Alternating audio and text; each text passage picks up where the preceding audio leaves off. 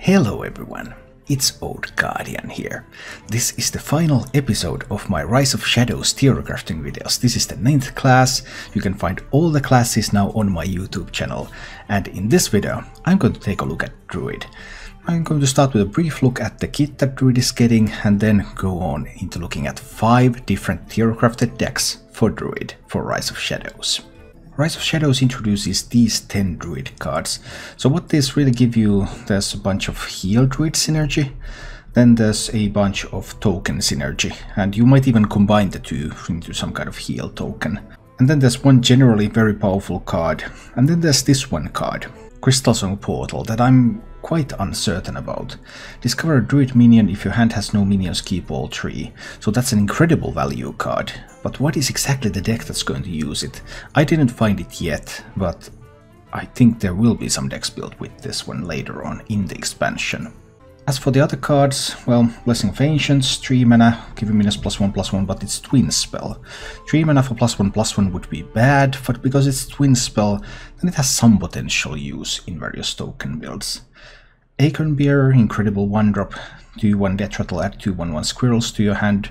Just a great card, especially of course for token decks. Lucent Bark, the central piece of the heal Druid, well, slower variants anyway. 8 mana, 4/8 Taunt, Death Rattle, go dormant, restore 5 health to awaken this minion. So this requires you to have some heal cards and probably some effects to copy it, and then you can do great things. Another big heal payoff card is the Crystal Stag, 5 mana, 4/4 Beast, Rush, Battle Cry. If you restored 5 health this game, summon a copy of this. So for 5 mana you can get 2 4/4s with Rush. Pretty sweet stuff. Life Weaver, a 3-drop, whenever you restore health, add a random Druid spell to your hand. And 2/5 stat line, so that's a pretty strong 3-drop. Interesting card. Dreamway Guardians, 2 mana spell, summon 2/1/2 Dryads with Lifesteal. Not bad, not bad. Crystal Power, 1 mana, choose 1, deal 2 damage to a minion or restore 5 health. With all the health restoration synergies that are going on here, then this might actually be a decent enough card. Also with the new Druid Legendary, Giver Staladris, 2 mana, 2/3, after you cast a choose 1 spell, add copies of both choices to your hand. So on turn 3, you drop the Staladris, you deal 2 damage with Crystal Power to something, and you get 2 1-mana spells into your hand, 1 to deal 2 damage and 1 to restore 5 health, so that's also pretty sweet synergy. And finally the Forest's Aid, twin spell to summon 5 2/2 Treants. So you can fill your board with Treants twice with the help of that card. Overall a reasonable set. The biggest question really is, are these archetypes strong enough? Archetypes are getting a bunch of tools to work with, but are the archetypes themselves going to be strong enough? That's still a question. There are also some neutral cards Druid is interested in. Proud Defender looks to be the go-to taunt minion for early game now for slower decks. 4 mana 2/6 taunt, has +2 attack while you have no other minions. And then there's a bunch of this token support. Exotic Mousesteller is an interesting token card. 7 mana 5/8, whenever you cast a spell, summon a random 3-cost beast. So this comes in a bit late, but those 3-cost beasts are much stronger than the 1/1s you get from something like a Violet Teacher. So surely there has to be a way to build a token Druid around this. I just don't know how you're going to do it. I have one suggestion that I'm going to show you in a while, but it probably needs some more work. Just a very powerful card. And then some more early game token support with Henchclan Hogsteed, 2 mana 2/1 Beast, Rush, Death Rattle, summon a 1/1 Murloc, really solid 2-drop. And the Henchclan Hag, 4 mana 3/3 Battlecry to summon 2 1/1s. So a lot of token support here. And I have theorycrafted 5 decks for Druid. I've theorycrafted a heal Druid, a Malygos Druid, and 3 different variants of token Druids. And I don't think 3 variants is even going to cover it all. There's just so many ways to build token Druids in this expansion. But let's go take a look at what we have so far. First of all, my heal Druid. So this heal Druid is built around Lucent Bark, and it's built around Lucent Bark and Flopidinous Floop being another Lucent Bark, and then Faceless Manipulators, giving you even more Lucent Barks, and then you can resurrect them. So this has reliable tools to tutor for Lucent Bark with Choose Psych Melon and with Countess Ashmore. Bunch of ways to restore health, bunch of ways to copy Lucent Bark. That sort of attempt. I have written about this deck more in depth at Hearthstone top decks. There's a link down in the description if you want to take a look. Because there are lots of really interesting synergies and plays you can do with this deck.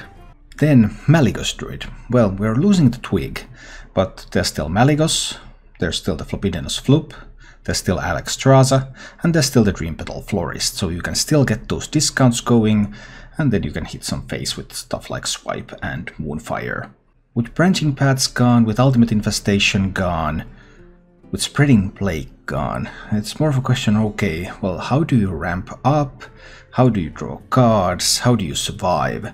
I'm trying to give some kind of an answer to those questions with this build, using Proud Defender as a taunt minion. Archmage Vargot can double up some of your spells, like Ferocious Howl for example. Some mind control techs to try to contest some early boards, using Starfalls also for some board clears, Safeguards and also Ziliacs, so then you have some magnetization opportunities, some defensive tools.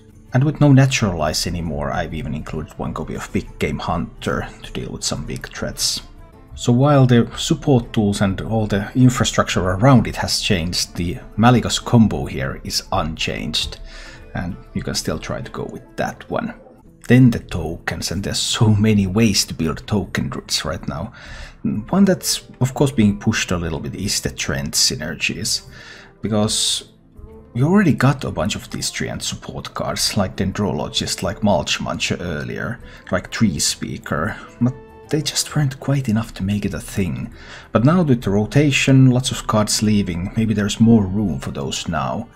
And this is my idea of what this kind of tree and token druid could look like, with one copy of Forest Sage, so this one can summon lots and lots and lots of treants, which will of course make Mulch Munchers really cheap.